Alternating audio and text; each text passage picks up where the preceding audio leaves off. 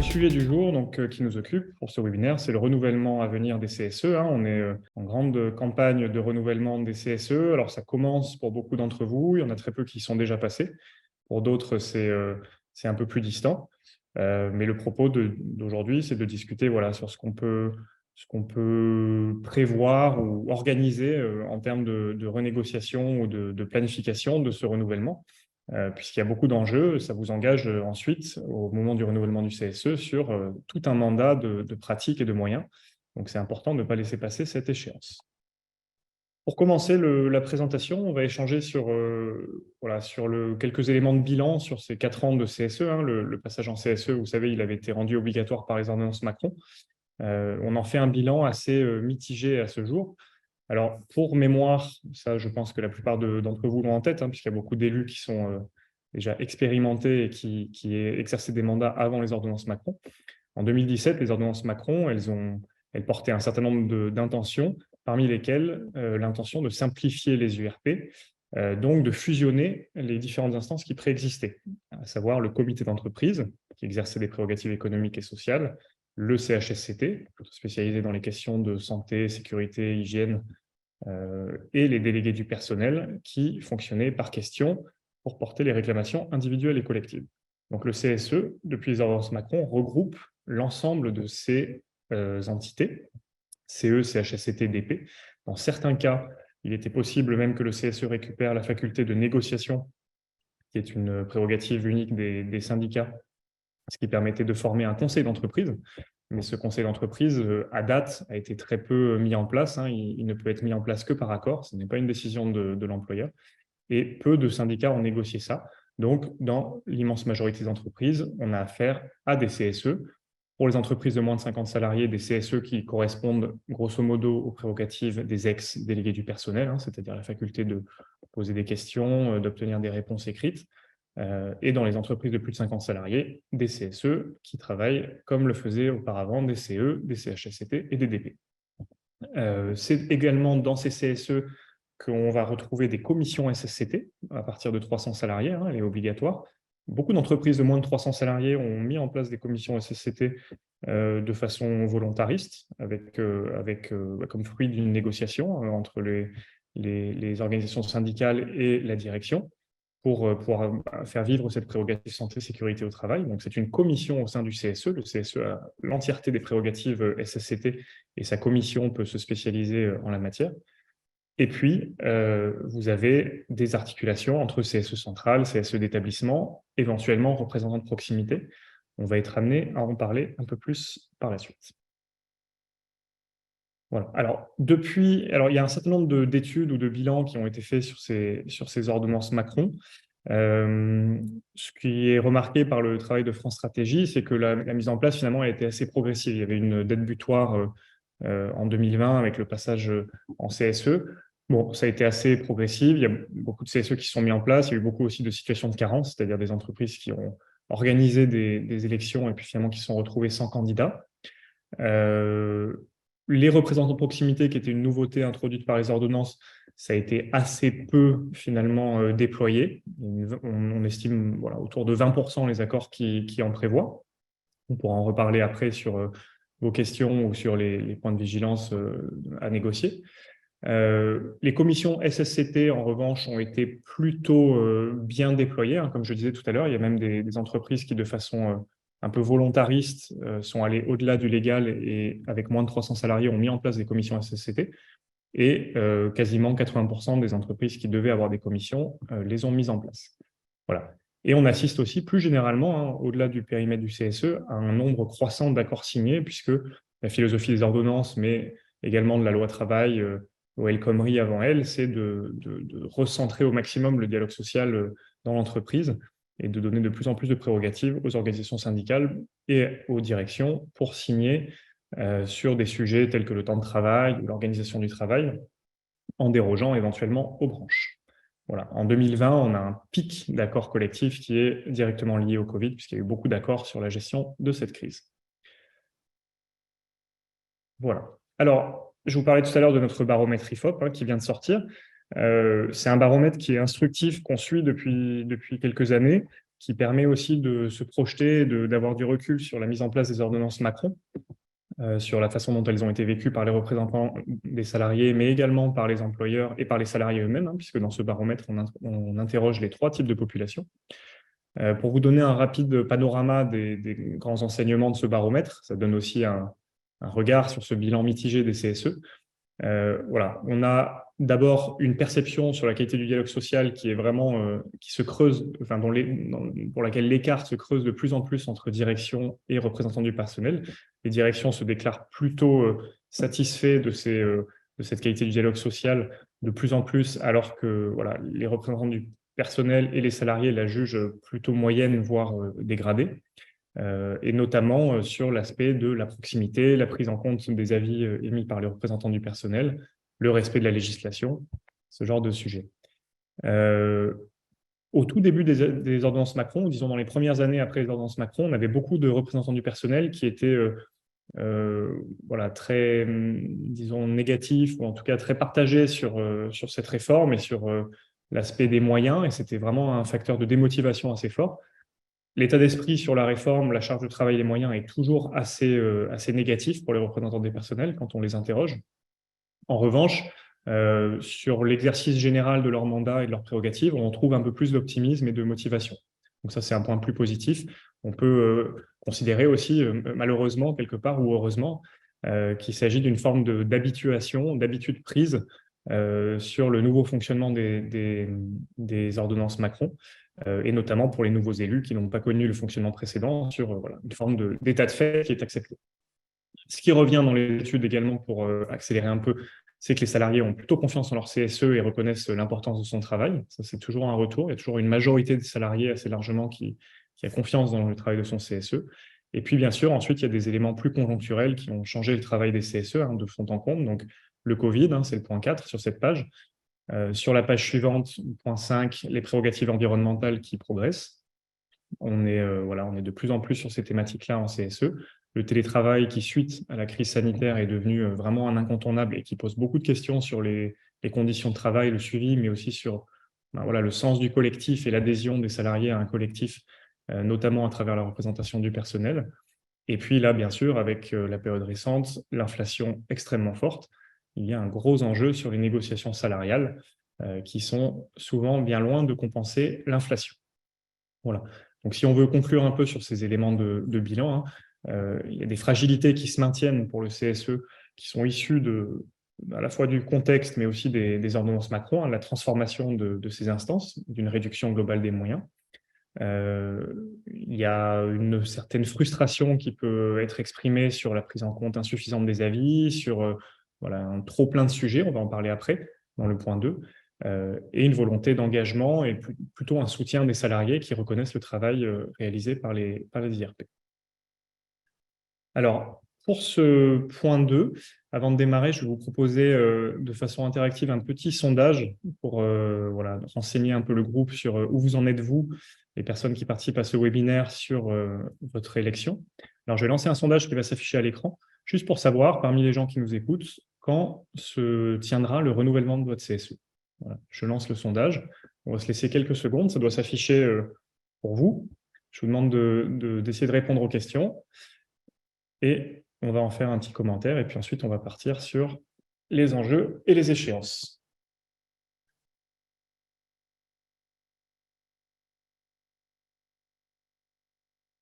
Voilà, il reste quelques personnes. Est-ce que tout le monde a répondu? 30 secondes, c'est un record. Il me reste 1 ou 2 réponses et je vais mettre fin au sondage. Allez, c'est parti. On termine le sondage. Donc, je vous partage les résultats. La question, c'était quand intervient le renouvellement de votre CSE, pour savoir parmi vous où vous en êtes de l'anticipation de cette échéance.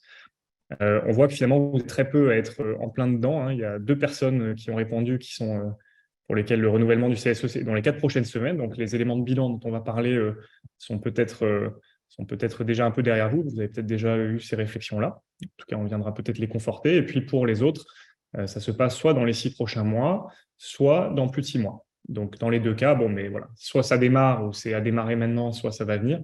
Mais en tout cas, c'est le bon moment pour se poser la question du bilan qu'on va se poser donc dès maintenant. Alors, je ferme ce petit sondage.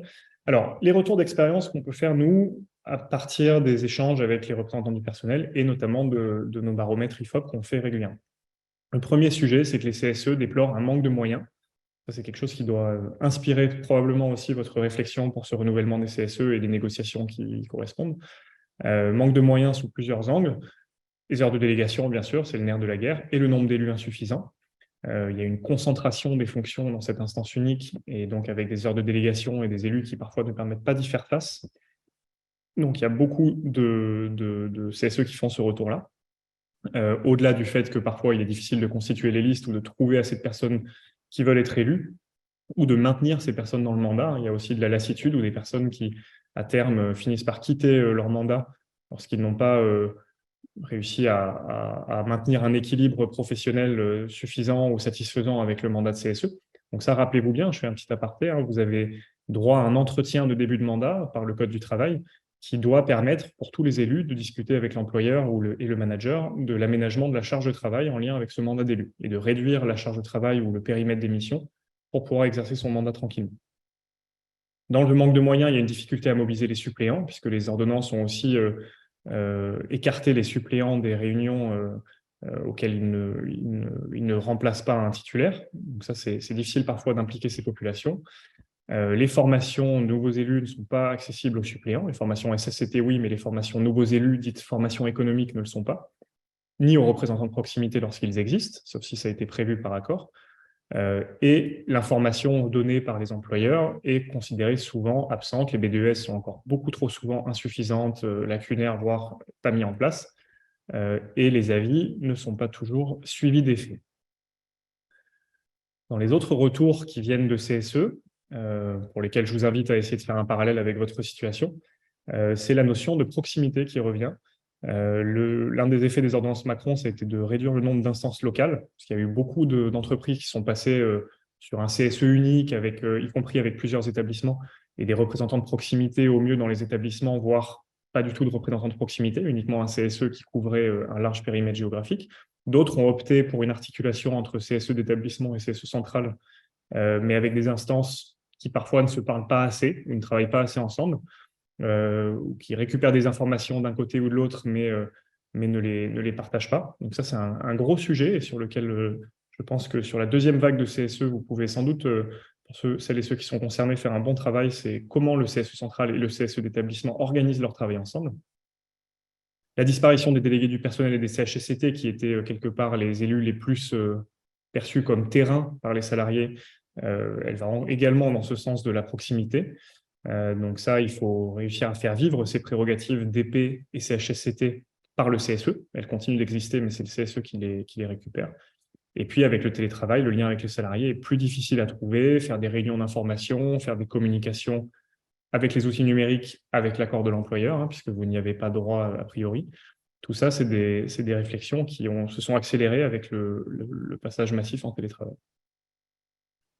Et toujours pour finir, dans les grands retours d'expérience qui reviennent, c'est cette notion de saturation sur des sujets à traiter qui sont extrêmement nombreux, complexes, et un manque de temps. Voilà, là où beaucoup d'instances auparavant, alors il y a toujours eu des élus qui cumulaient plusieurs casquettes, mais néanmoins on avait plusieurs instances, donc plusieurs élus, et donc en plus de ces élus qui cumulaient d'autres élus qui étaient plus spécifiquement spécialisés, DP, CHSCT ou CE.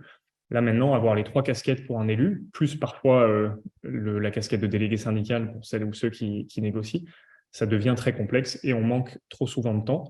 Et là, il y a beaucoup d'élus qui disent qu'ils n'arrivent pas à bien répartir les champs de compétences entre élus, se répartir les tâches et les sujets d'expertise, soit par la formation, soit au cours du mandat. Et il y a encore beaucoup de CSE qui ne se forment pas. Vous savez que vous avez droit donc, à 5 jours de formation économique pour les entreprises de plus de 300 salariés ou 3 pour les entreprises de moins de 300, et une formation SSCT.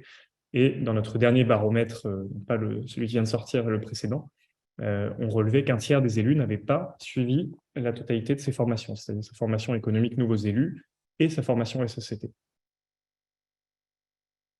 Voilà, donc ça pose la question du renforcement de l'expertise, alors expertise au sens interne, hein, c'est-à-dire l'expertise des élus eux-mêmes sur des sujets, pouvoir prendre le temps en formation et hors formation sur les heures de délégation pour accumuler des connaissances, et puis se former aux nouveaux sujets, puisqu'il y a les nouveaux sujets qui arrivent, qui sont les prérogatives environnementales.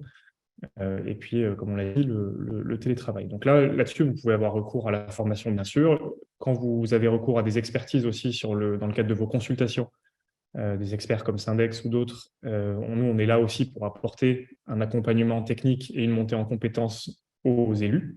Donc, ça fait partie de la montée en compétences. Mais c'est sûr que tous les élus ne peuvent pas être présents sur tous les sujets et sur toutes les thématiques. Ça implique forcément de se partager un peu les tâches. Voilà. Cette page 13, je ne vais pas vous la présenter, hein, ça reprend les éléments les plus récents de notre baromètre IFOP sur les attentes des représentants des personnels pour le prochain quinquennat.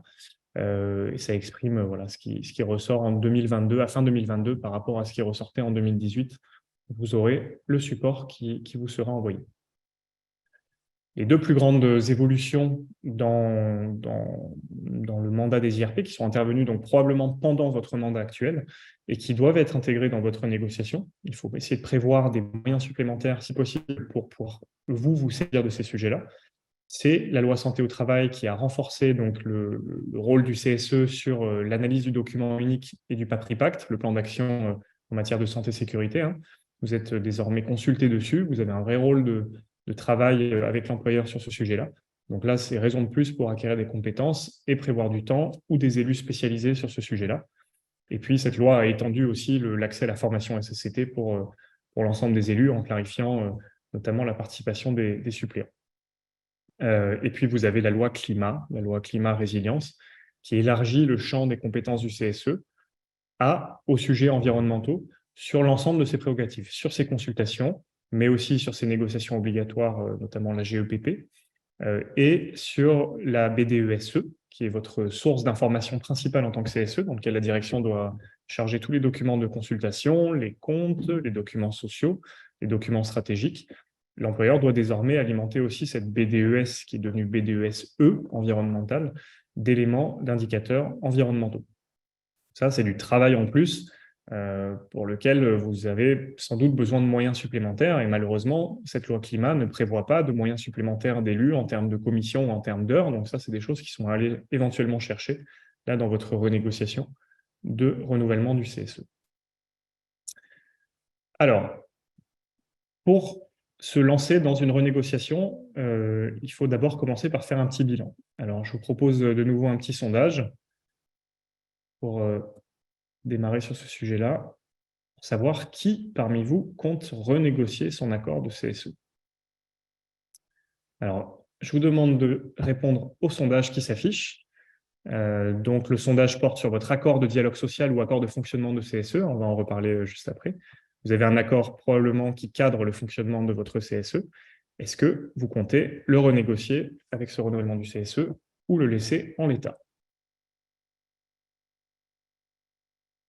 Et les réponses fusent. 17 sur 19. Allez, je laisse encore quelques secondes pour finir de répondre.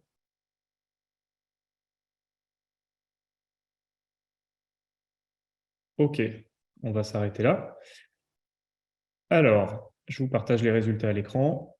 Donc, la question était: comptez-vous renégocier votre accord de dialogue social ou de fonctionnement CSE avant ou juste après vos élections? Vous avez le choix entre les deux, on va en parler après.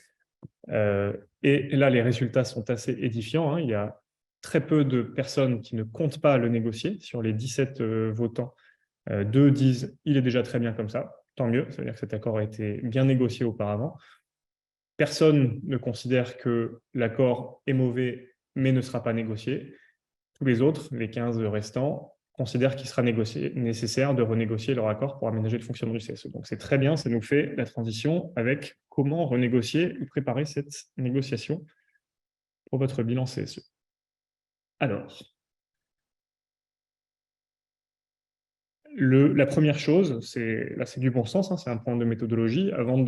Pour améliorer le fonctionnement du CSE, on verra après comment s'articulent les différents accords ou par quel véhicule juridique on peut renégocier ce fonctionnement. Première chose, bien sûr, c'est de faire un bilan pardon, de votre mandat, de votre mandature, pour identifier les points positifs et les points moins positifs. D'abord, essayez de bien identifier le contexte général dans lequel vous allez évoluer. L'ensemble de ces boîtes donne lieu à des réponses différentes pour chaque CSE. Chaque CSE évolue dans un contexte différent. Donc, je vous invite à prendre cette page et essayer de répondre chacun aux différentes questions de son côté. D'abord, les élections, comment sont-elles passées, les accords qui existent, ça on va en parler après. Est-ce qu'il y a des accords déjà aujourd'hui sur le fonctionnement du CSE? Est-ce qu'il est renégociable? Est-ce qu'il a durée déterminée ou indéterminée? Quand ont lieu nos élections? Et qu'est-ce qu'on met dans le protocole d'accord préélectoral et comment on organise les élections. C'est des éléments plus techniques relatifs aux élections. On va en parler après, mais ça détermine déjà directement le temps et le délai et les moyens que vous pouvez vous laisser pour négocier. Ensuite, comment le dialogue social, pendant ce mandat, a-t-il été pratiqué dans votre instance? Quel bilan est-ce que vous faites de la première mandature du CSE, ce qui a bien fonctionné, ce qui a moins bien fonctionné en termes de fonctionnement entre vous? Et quelle était la qualité du dialogue social? Est-ce que vous avez été plutôt dans la discussion, la négociation, un dialogue assez constructif, ou est-ce que vous étiez dans un système plutôt de blocage ou d'affrontement qui, finalement, n'a pas été satisfaisant pour vous? Se pose également la question de la perception des acteurs et des salariés. Ce qui est très important et ce qui peut influencer les moyens que vous allez demander, c'est le lien qui existe entre vous et les salariés. Comment le CSE est perçu par les salariés. Ça, vous pouvez d'ores et déjà essayer de vous renseigner un peu dessus, poser des questions, interroger pour savoir ce que les salariés auraient à dire sur ce rôle du CSE et comment le CSE a négocié, a communiqué avec les salariés pendant ce mandat. Donc ça, c'est des éléments plutôt de contexte. Ensuite, c'est ce qu'on fait là plutôt aujourd'hui, est important, une fois que vous avez un peu mis à plat votre contexte, de comparer avec des retours d'expérience d'autres CSE par rapport à ces questions qu'on vient de voir avant, la qualité du dialogue social, le lien avec les salariés, ce genre de choses.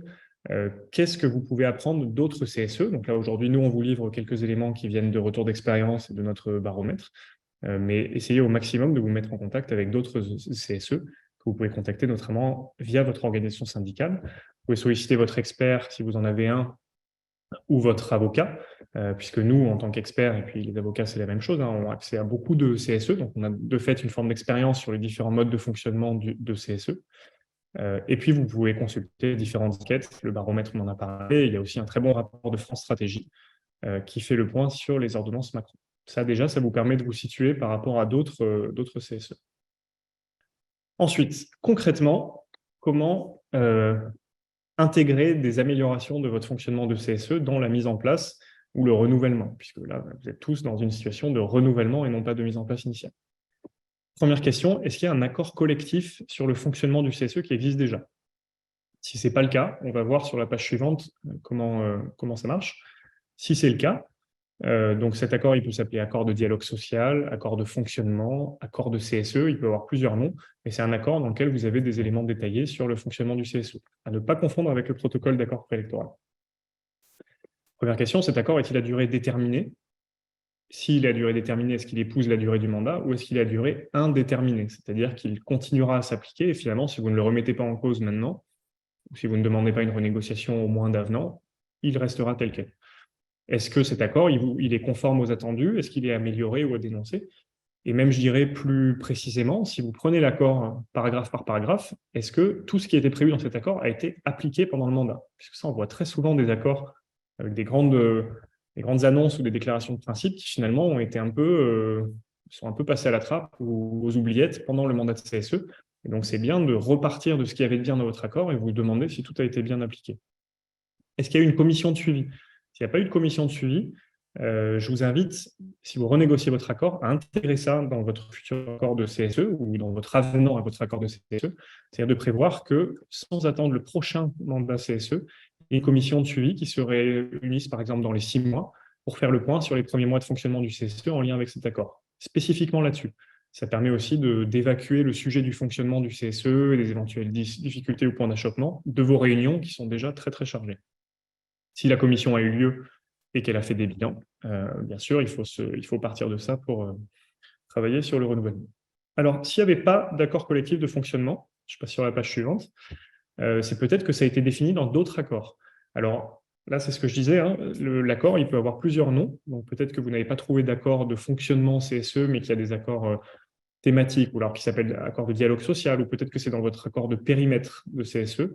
Peut-être que c'est dans des accords qui portent sur les consultations du CSE et qui sont centrés là-dessus. Voilà, essayez de bien quadriller, de bien vous assurer que vous avez une vision sur tous les accords d'entreprise, puisque le CSE, en fait, le fonctionnement du CSE, vous pouvez le glisser dans différents types d'accords de dialogue social. Et donc, il y a peut-être des clauses éparpillées dans d'autres accords qu'un accord de fonctionnement CSE. Et l'autre option, c'est le règlement intérieur. Alors ça, il y a beaucoup de CSE qui se disent, voilà, qui ne sont pas forcément entrés dans une négociation d'accord de fonctionnement de CSE ou qui l'ont fait, mais finalement ne sont pas très satisfaits du résultat de cette négociation parce que l'employeur n'a pas été souple du tout et n'a rien proposé d'intéressant. Et donc, ils se disent, on va passer par le règlement intérieur pour obtenir des éléments plus favorables sur le fonctionnement. Là-dessus, on vous met en garde, ce règlement intérieur, il ne peut rien imposer à l'employeur de contraintes supplémentaires par rapport au légal ou à l'accord de CSE. C'est-à-dire que si vous n'avez pas prévu des moyens supplémentaires, une commission, des heures, un nombre de réunions spécifiques dans votre accord de fonctionnement du CSE, ou si ce ne sont pas des éléments qui sont présents dans le Code du travail, le règlement intérieur ne peut pas vous les attribuer de façon dérogatoire au droit. En tout cas, l'employeur peut s'y opposer. Si vous votez le règlement intérieur, que l'employeur ne dit rien, d'accord, ça s'applique, mais à tout moment, l'employeur peut révoquer ce règlement intérieur s'il considère qu'il lui met une contrainte indue, on va dire. Ça, c'est important de vérifier la cohérence de ça. Et une fois que vous avez bien cadré, si vous êtes dans le cadre d'un accord de fonctionnement CSE ou dans le cadre d'un règlement intérieur ou d'un autre accord, en tout cas, vous avez cadré où est défini le fonctionnement du CSE, c'est là qu'il faut, sujet par sujet, on vous les affiche ici sur l'écran, essayer de vous demander sur ce sujet-là, qu'est-ce qui fonctionne, qu'est-ce qui ne fonctionne pas. Ce qui fonctionne très bien, on le garde. Ce qui ne fonctionne pas, comment vous pouvez, quelles sont les pistes d'amélioration ou les éléments qui pourraient être améliorés. Si c'est juste des éléments de coordination entre vous, de fonctionnement entre vous, c'est typiquement des choses que vous pourriez mettre dans votre règlement intérieur. Par exemple, sur, je ne sais pas moi, les ordres du jour, la remontée des sujets entre différents membres du CSE ou la rédaction des PV. Bon, s'il y a des éléments qui pourraient fluidifier un peu le fonctionnement, mais qui sont de l'ordre de la coordination entre élus ou avec la direction, vous pouvez le mettre dans le règlement intérieur, c'est tout à fait sa fonction. Par contre, s'il y a des éléments sur lesquels vous êtes vraiment en tension et vous avez besoin de moyens supplémentaires, formation supplémentaire sur des sujets économiques ou sur des sujets environnementaux, par exemple, heures de délégation supplémentaires pour tel ou tel mandat, puisque le ou la secrétaire ou le ou la trésorière ne s'en sort pas avec ces heures de délégation.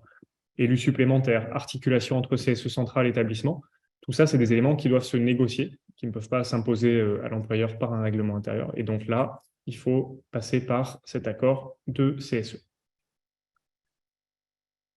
Je passe au point 4, qui sera l'avant-dernier point. Une fois que vous avez fait un peu votre inventaire, comme on l'a dit, le bilan, votre contexte, la comparaison avec d'autres CSE où vous en êtes, le petit point sujet par sujet sur ce qui va et ce qui ne va pas bien, et que vous avez bien retrouvé les documents dans lesquels le fonctionnement de votre CSE est cadré, accord de fonctionnement ou règlement intérieur, et bien là, il faut maintenant se dire comment vous allez procéder pour négocier. Alors, première question, qu'est-ce qui peut être prévu dans un accord? Alors là, il faut s'accrocher un peu, c'est un peu technique, c'est issu des ordonnances Macron. Ce qui est obligatoire à négocier en amont de votre élection, c'est le protocole préélectoral. Alors ça, en général, vous êtes largement au fait, et puis vous êtes très appuyé par les organisations syndicales pour le négocier. Là, c'est vraiment un document technique. Le nombre de sièges, les heures de délégation, la durée des mandats, le nombre de mandats successifs, les sièges attribués par liste, les collèges, ce genre de choses. Pour tout ça, vous avez un outil pour vous aider qui est très très bien, qui est le simulateur du ministère du Travail. Si vous allez sur élection-professionnel.travail.gouv.fr, je pourrais le redire tout à l'heure si la question revient. Donc c'est le site du ministère du Travail, et vous tapez simulateur CSE sur Google ou n'importe quel autre moteur de recherche. Vous avez des simulateurs du gouvernement, du ministère du Travail, qui vous permet de déterminer assez rapidement les sièges par liste, le calendrier de votre élection, les collèges selon votre effectif et le nombre de représentants du personnel par rapport au décret.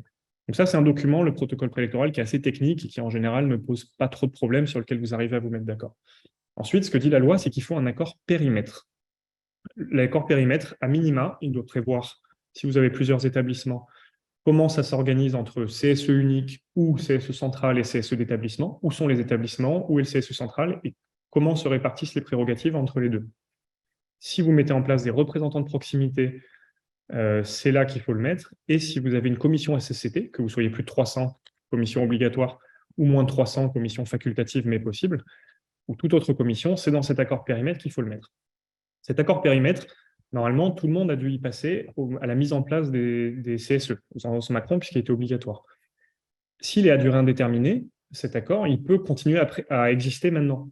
Donc, si personne ne dit rien, cet accord qui existe sans doute chez vous, alors qui s'appelle, encore une fois, peut-être accord de périmètre, peut-être accord de CSE, peut-être accord de dialogue social, hein, selon votre entreprise, s'il n'est pas remis en cause et qu'il est à durée indéterminée, il existera tel quel. Donc, c'est cet accord-là qu'il faut utiliser comme véhicule de renégociation pour demander soit une dénonciation si vraiment ça ne peut plus aller du tout et si vous avez des éléments qui sont moins disants par rapport au légal, soit plutôt à privilégier un fonctionnement par avenant pour améliorer tel ou tel article.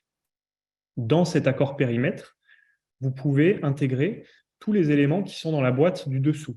Cette boîte qu'on a intitulée « Accord possible sur le fonctionnement et les attributions », calendrier social, c'est-à-dire quand ont lieu les consultations dans l'année, le délai et le contenu de ces consultations récurrentes ou ponctuelles, le nombre de réunions que vous faites dans l'année, consacrées à quel sujet, le recours aux expertises, le niveau de consultation entre CSE central et CSE d'établissement, le recours à la visioconférence, les PV, tous ces éléments qui sont négociables et sur lesquels vous pouvez obtenir plus de moyens, l'accès à la formation, le fait que, par exemple, tous les suppléants aient accès à toute la formation, ou que l'employeur décide à titre dérogatoire, éventuellement, de prendre en charge la formation économique, plutôt que de la faire payer par le CSE, ce genre de choses.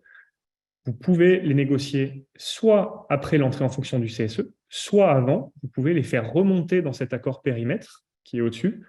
Et dans cet accord périmètre, non seulement vous aurez obligatoirement abordé CSE central, CSE établissement ou CSE unique, représentants de proximité s'ils existent, commission SSCT, mais vous aurez aussi abordé les éléments de fonctionnement du CSE. Donc cet accord existe probablement déjà sous une forme ou une autre dans votre CSE.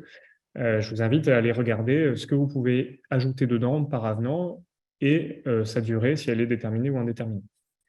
Et ensuite, une fois que vous aurez cadré tout ça, vous pouvez aussi réfléchir sur la BDESE. Alors, la BDESE, là, c'est le pavé violet là sur la gauche, ça peut aussi être intégré à l'accord périmètre, si vous le voulez. Cet accord périmètre, il peut être très large et intégrer tous les sujets courants de fonctionnement du CSE.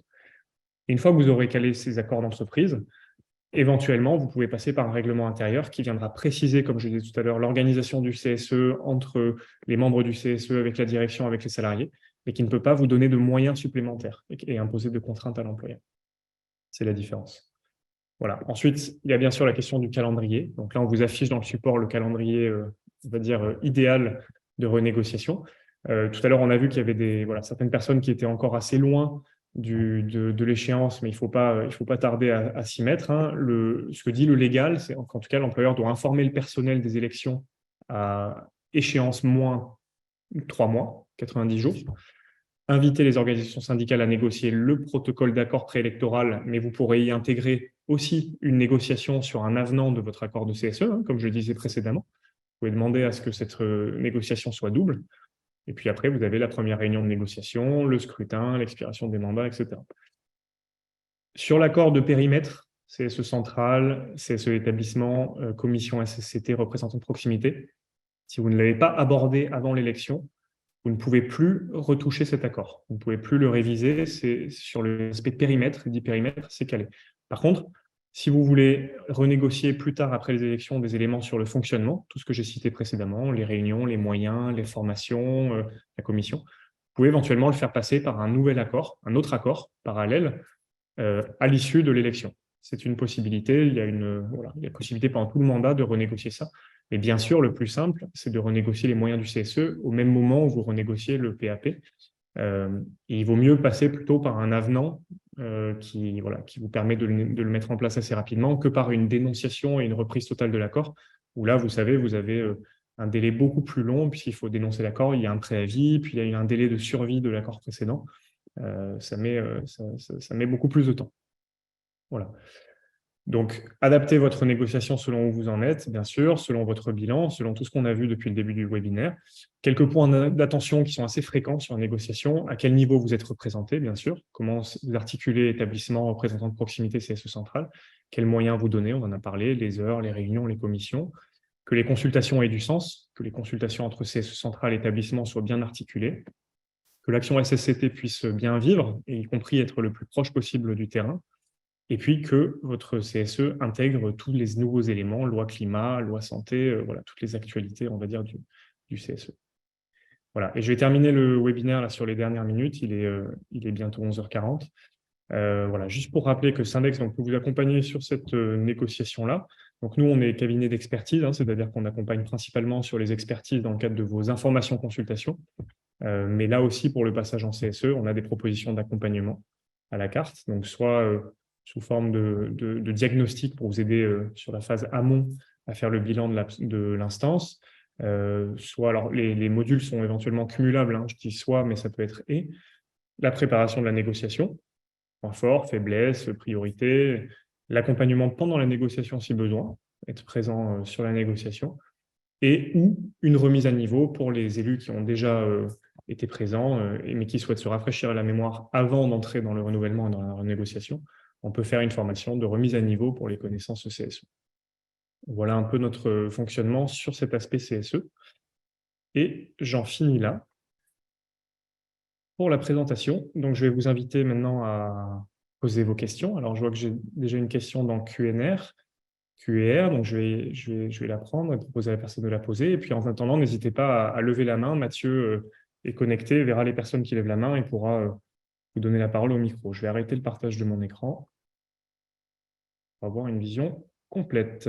Et je rappelle aux personnes qui se sont connectées pendant la présentation que le support qui vient d'être présenté sera communiqué par mail automatiquement. Alors, qui nous pose une question? Alors, c'est Yves. Pour info, je n'ai pas réussi à renégocier un accord CSE, donc juste le PAP et le règlement intérieur du CSE. Yves, est-ce que on peut vous activer le micro? Est-ce que vous voulez partager oralement plutôt votre commentaire? J'ai l'impression que c'est moins une question qu'un retour d'expérience. Voilà, on va vous activer le micro.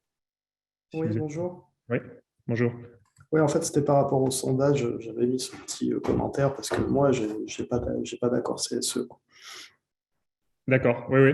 C'est fréquent. Est-ce que vous avez au moins un accord périmètre qui définit existence CSE centrale, établissement, commission SSCT et représentants de proximité s'ils existent? Alors avant, au départ du CSE, on était moins de 300. Maintenant, on est plus de 300. Donc, la direction ne fait aucun effort pour mettre en place le CSSCT. Ils attendent les élections. Donc, on n'arrive rien à négocier, que ce soit des heures supplémentaires pour le secrétaire ou les trésoriers. Enfin, voilà. Ouais. Rien pu négocier d'extra légal, de supra-légal. Vous faites partie de ceux pour lesquels l'échéance arrive très vite, là, ou... Non, moi, c'est au mois d'octobre. OK. Ce que vous pouvez faire valoir à la direction, c'est que de toute façon, à partir du moment où vous passez le seuil des 300, la commission sera obligatoire. Et comme on l'a souligné tout à l'heure, cet accord de périmètre, il est de toute façon obligatoire. Donc, même s'ils ne sont pas ouverts à la négociation sur d'autres sujets, il faut obligatoirement lancer un accord qui va caler l'existence de la commission et son fonctionnement. Qui sont ses membres? Comment sont-ils désignés? Comment travaillent-ils? Quelles sont les réunions? L'éventuelle articulation CSE centrale, CSE établissement, ça, je ne sais pas si vous êtes concerné. Et s'il existe des représentants de proximité, même si c'est pour dire qu'il n'y en a pas. Mais au moins, tout ça, c'est dans l'accord de périmètre. Et comme vous avez passé le seuil, de toute façon, pour caler votre commission SSCT, ça doit passer dans l'accord de périmètre. Alors, si l'accord n'a pas eu lieu ou n'a pas été fait, il y a un petit filet de sécurité dans le Code du travail qui dit que la commission SSCT peut être calée dans le règlement intérieur par la suite. C'est la seule exception d'ailleurs à la règle que j'ai énoncée tout à l'heure sur le règlement intérieur. Mais pour moi, c'est un bon prétexte, ce passage au-dessus du seuil d'effectif et la mise en place de la commission, pour demander à la direction de toute façon ouvrir cette négociation au périmètre. Et après, de voir ce que vous arriverez à gratter. J'entends que la direction n'est pas très ouverte. Après, quand la direction vous dit je négocierai rien, ça sera illégal et rien d'autre, il faut vraiment être très, très vigilant à vérifier que ce que la direction vous propose à ce titre-là, en disant ça sera le minimum légal, c'est du supplétif et non pas de l'ordre public. Alors ça, c'est une distinction un peu sioux dans le Code du travail sur les différents sujets, hein, que ce soit le nombre de réunions, les informations, consultations, les différentes commissions. Le Code du travail, il prévoit des dispositions supplétives, c'est-à-dire des dispositions qui s'appliquent par défaut à défaut d'accord. C'est-à-dire s'il n'y a pas d'accord, s'il n'y a pas eu de négociation ou qu'il y a eu un accord mais qu'il n'a pas abordé ce sujet-là, c'est le supplétif qui s'applique. Par exemple, pour les informations consultation, le supplétif, il dit chaque année, vous avez les orientations stratégiques, la politique sociale et l'économique et financier en consultation et vous pouvez faire appel à un expert externe. Ça, c'est le supplétif. Par contre, il y a aussi des dispositions d'ordre public qui, là, définissent un plancher, mais qui, en général, est beaucoup plus bas. Et la négociation peut vous amener plus bas que le supplétif, tant que vous respectez l'ordre public. C'est-à-dire que, par exemple, l'ordre public sur les consultations, c'est il faut qu'elles aient lieu de façon récurrente, mais on peut très bien imaginer que la présentation des comptes ou la présentation de la politique sociale, ce soit qu'une fois tous les 2 ans ou une fois tous les 3 ans. On ne peut pas faire plus que tous les 3 ans, mais ça peut être une fois tous les 2 ans ou 3 ans. Et l'employeur, il vous dira, ben, moi, je vous propose le minimum légal. Regardez, l'ordre public, il dit récurrent tous les 3 ans, c'est le minimum légal. Oui, mais le minimum supplétif, c'est-à-dire qui se serait appliqué à défaut d'accord, il disait chaque année. Donc, il faut faire attention quand on vous dit ça sera le minimum légal et rien d'autre, à bien vérifier si on vous parle du supplétif ou de l'ordre public. Et c'est pour ça qu'on n'a pas eu d'accord, c'est parce que justement, ils ont essayé de faire passer les consultations tous les 3 ans. Et oui, donc vous ramenez sur l'ordre public. Ouais. Et du coup, effectivement, c'était plus stratégique sur ce sujet-là de ne rien faire et de au moins rester sur le supplétif qui vous est garanti. Ouais. Et pas après, pour revenir sur la présentation, il y a vraiment une distinction à faire entre les délégués syndicaux et les élus du CSE, parce que le PAP, ce n'est pas les élus qui négocient. Et pour moi, mon objectif, c'est de négocier dans le PAP le fait de réduire le nombre d'élus afin de pouvoir avoir plus d'heures de délégation. OK. Merci Yves pour le petit témoignage. Est-ce Merci. que d'autres personnes ont des questions? Oui, je crois que Mathieu va vous donner le micro. Je vois qu'il y a des mains levées.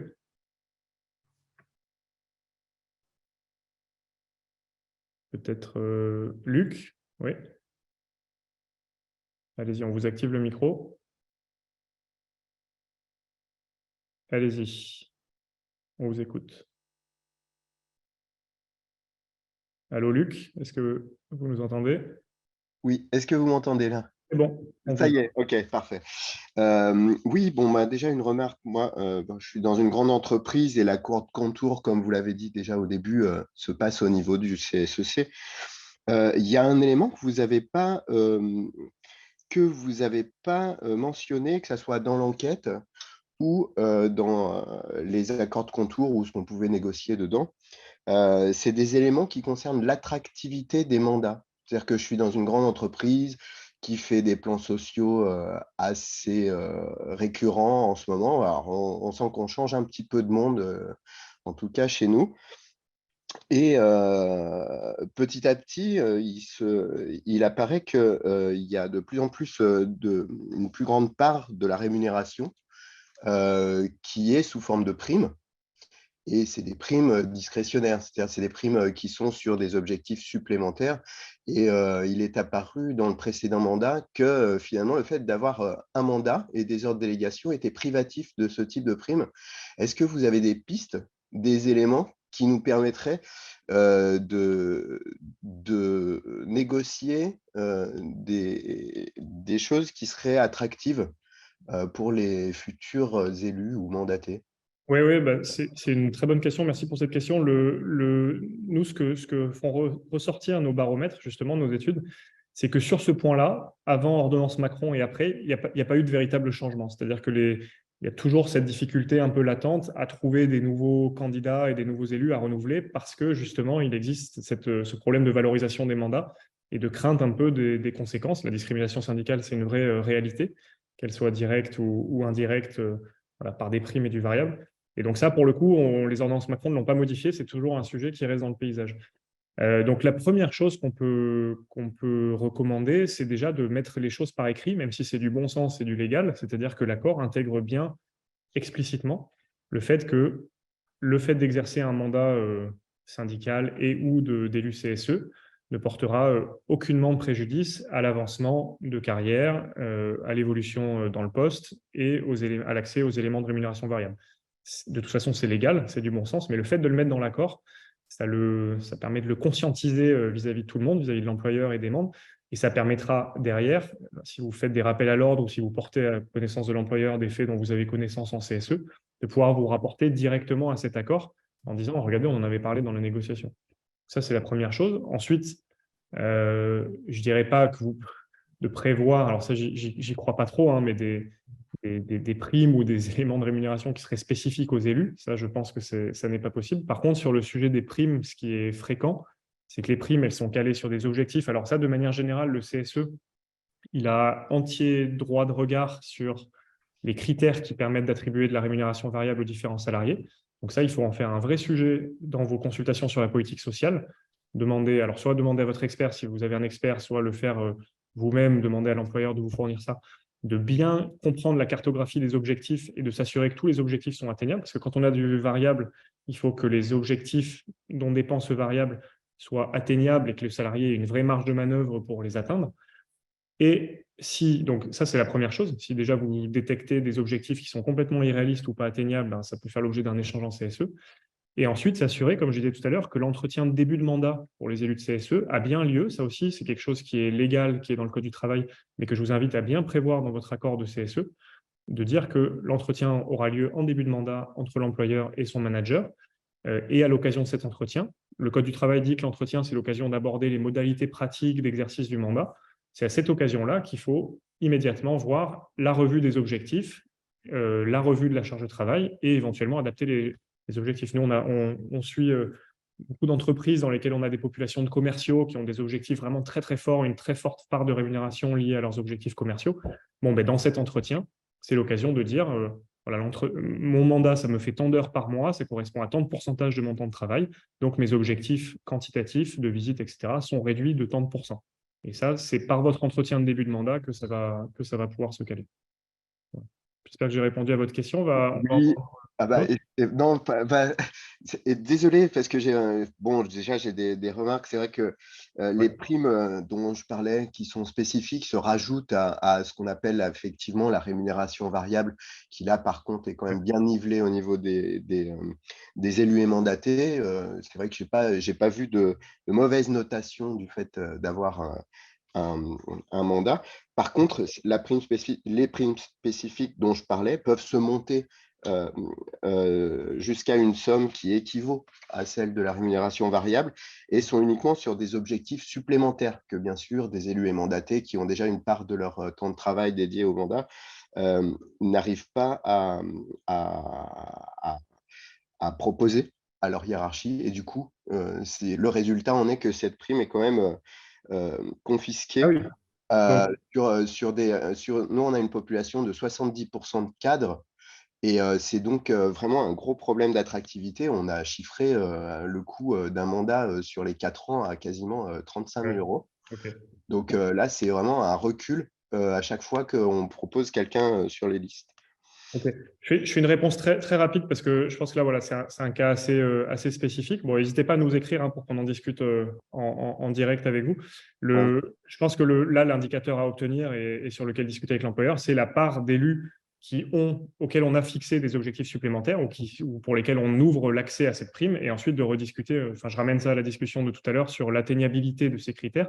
Mais si vous apercevez qu'il y a tant de pourcents des élus par rapport à tant de pourcents des salariés au global qui n'ont pas ces objectifs supplémentaires, donc qui ne sont pas éligibles à cette prime, c'est sur cette base-là que vous allez pouvoir discuter et éventuellement essayer de ramener la proportion d'élus qui ont accès à ces objectifs supplémentaires, donc à ces primes supplémentaires, à la même proportion que l'ensemble des salariés concernés. Je pense que c'est l'indicateur à demander.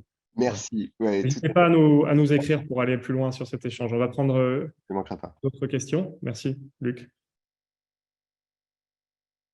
Alexandre Laureau. On va activer votre micro. Oui, bonjour. Bonjour. Bonjour. Alors moi, je voulais faire juste une petite aparté parce que nous, on a eu les élections le 2 février et on s'est fait avoir en fait sur la négociation du protocole préélectoral et ce fameux délai de 2 mois entre la négociation et le premier tour. Ce qui fait que par non-respect de ce délai de 2 mois, on n'a pas pu contester les listes, la liste du moins d'une autre organisation syndicale qui n'a pas respecté la mixité proportionnelle et qui s'est vu du coup attribuer un poste sur le 2e collège alors que ce poste revenait à notre organisation syndicale. Donc, le seul moyen on pouvait contester le poste, hein, on a bien un délai de 15 jours, sauf que ce poste reste vacant. Donc, tout l'intérêt finalement de pouvoir contester les listes avant le premier tour. Et ça, ce n'est pas assez spécifié. Et même quand on avait notre organisation syndicale, enfin, quand on était avec toutes les autres au PAP, personne n'en a parlé, quoi. Et ça, je pense qu'il faudrait le mettre en avant parce que c'est important.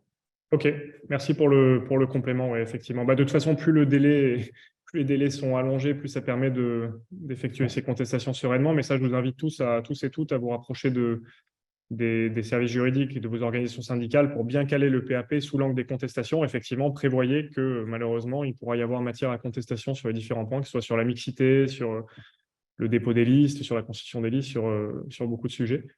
Ça, effectivement, il faut que ça passe dans les délais avant l'entrée en vigueur de l'élection.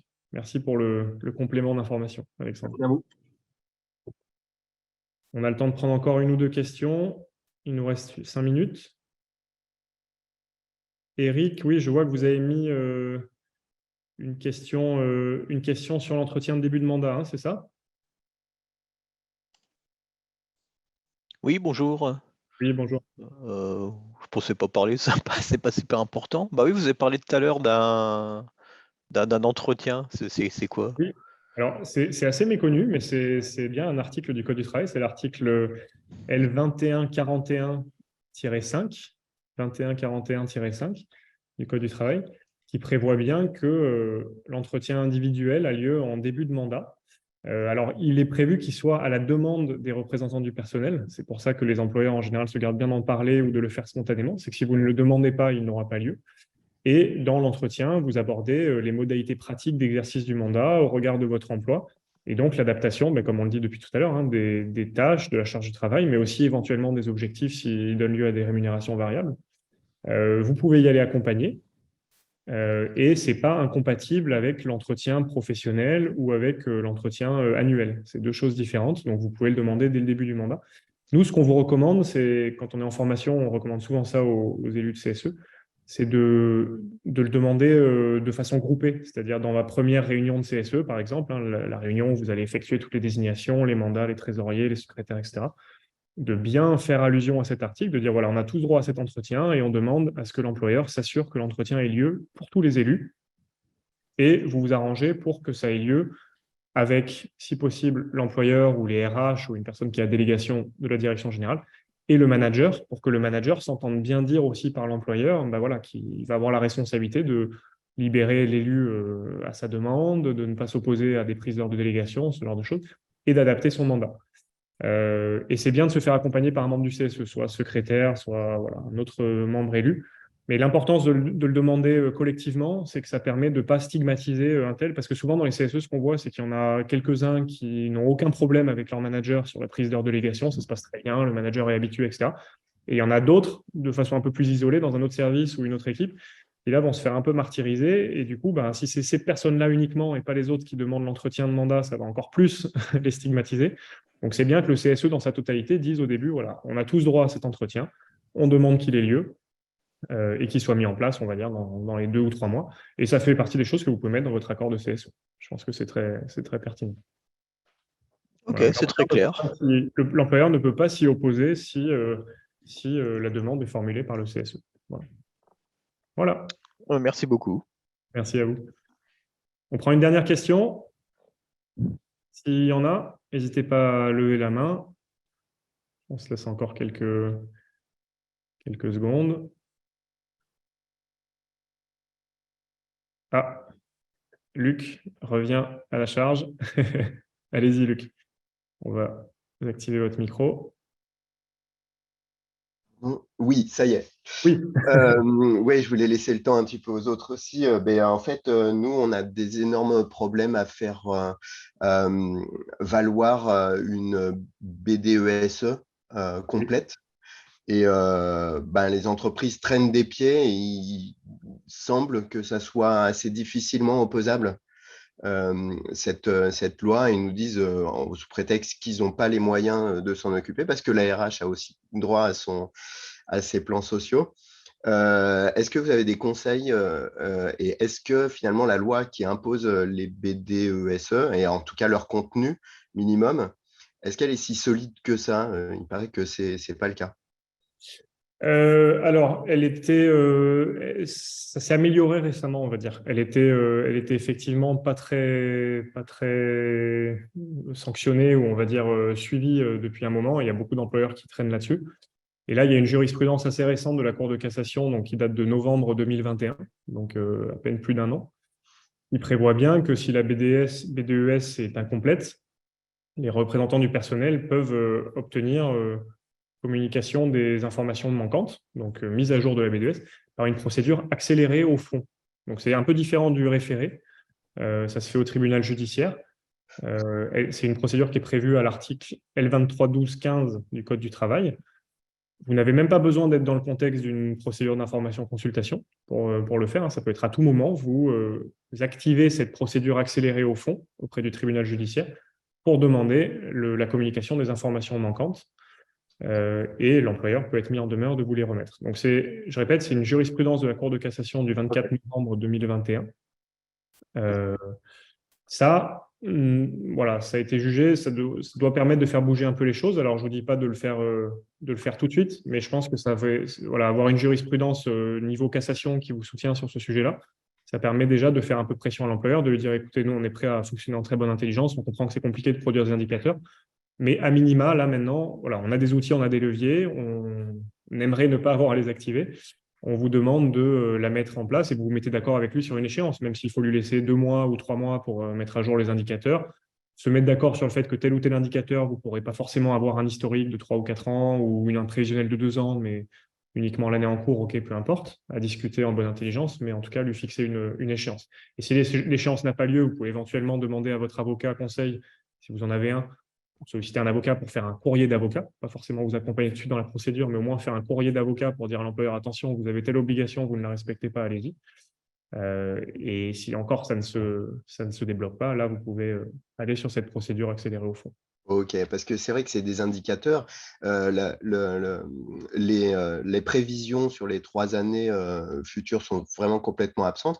Et puis, je voulais aussi savoir, parce que souvent, dans le Code du travail, en ce qui concerne la BDESE, il y a des parties avec des indicateurs, mais il est spécifié aussi qu'il doit produire une analyse de Oui. ces indicateurs. Et ça aussi, c'est absent. Enfin, oui.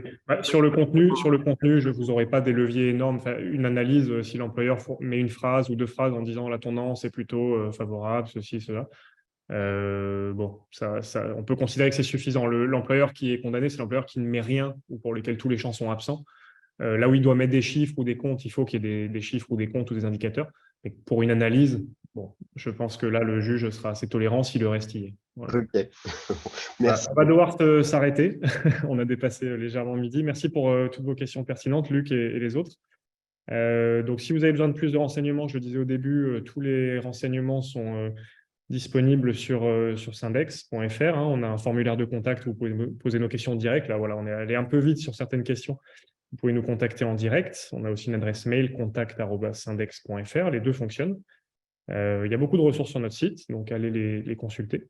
D'ici là, merci de vous être connectés. Merci de votre participation.